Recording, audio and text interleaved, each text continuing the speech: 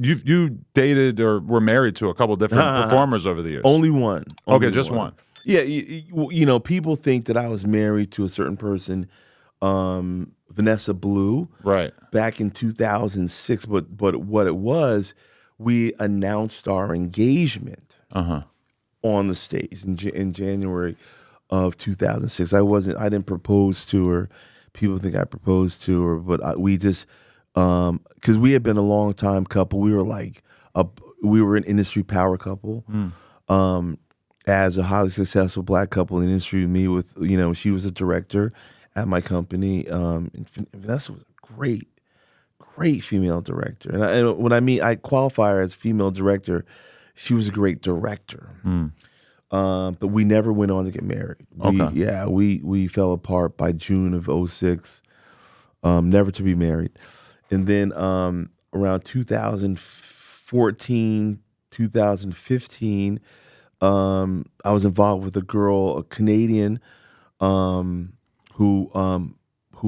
eventually I got married with. Her and I got married, and so we spent 3 semi-tumultuous years together and parted ways in 2018. Okay. So Wikipedia would have it that we're still married.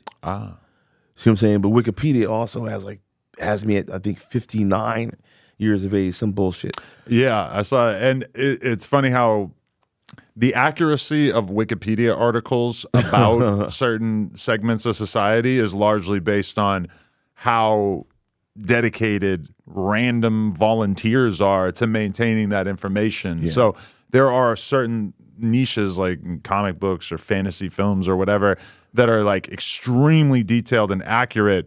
And then sometimes, like even with rap, sometimes I go to a rapper's Wikipedia article and I'm like, wow, this is extremely incomplete and seemingly hasn't been updated in 10 years. Yeah. So I would imagine that's probably the problem with yours. The porn guys just are maybe not dedicated enough. And then some people want to take strikes. I mean, because they put that on Wikipedia, they know that it's unlikely to be removed. Yeah. And if you have access to that, because here's the thing, Matt, why is it that on my Wikipedia, last I checked, it's not on there that I'm divorced.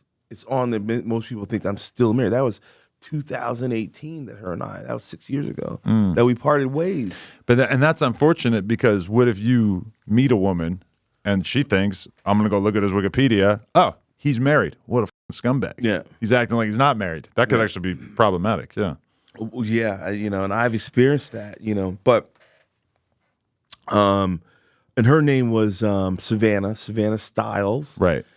And she's doing well. She has a wonderful life subsequent to our time together, and kudos to her for it. She wanted to be a mom. She's got a beautiful daughter and a son now, and a husband. You're in a relationship now, or no? You don't think it's for you? I've been there, done that. And it's not something I'm looking for.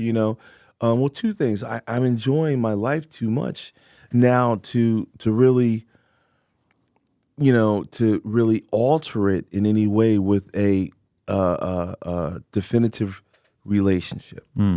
Whereas if I want to do something on a Saturday or Sunday that I want to do, I don't have to run it by my girlfriend or my wife. And like I said, I've had a number of relationships that were great and some that were not so much great.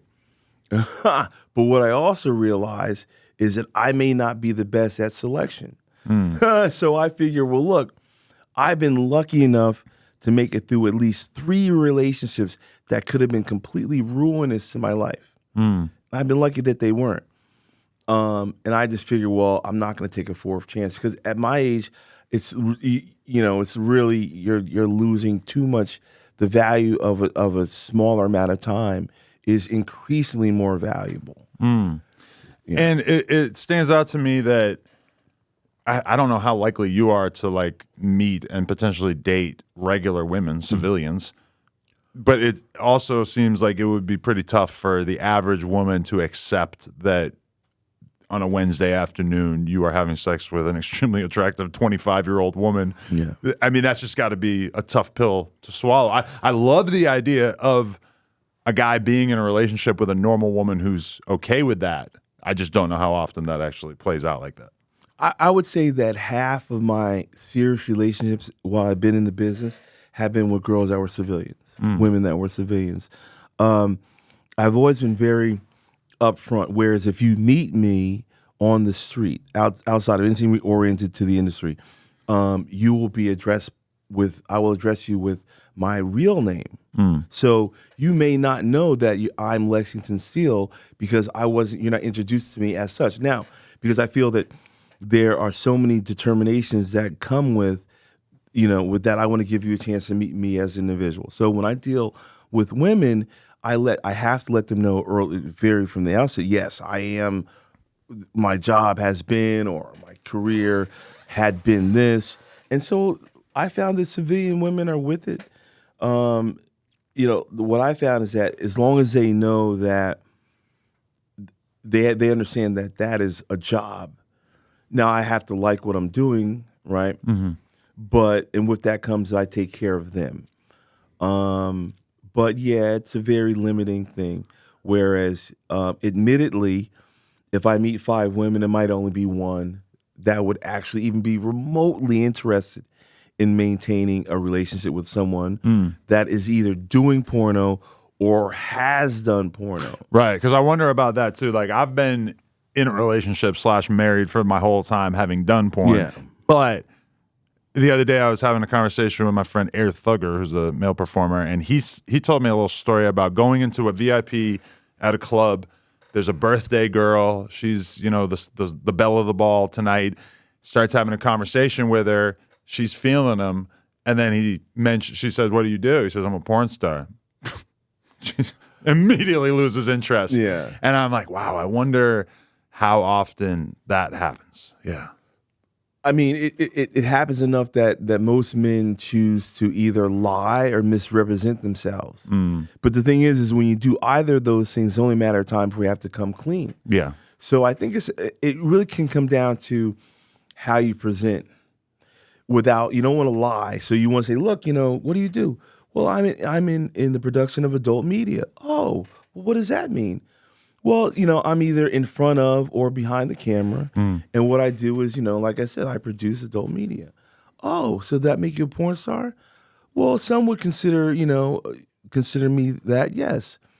And then so it is what it is. I mean, some women, now I have the luxury of not working as much as I used to work when I was much younger. So say like if I was in a relationship, a woman would have to only feel maybe uncomfortable that I might be working only a fraction of the If time. you're putting in work day after day after day, that might be a little different than knowing you're going off and doing this once a week. Oh, okay. Yeah. Once a week, maybe they could handle that. They could tolerate that. Yeah.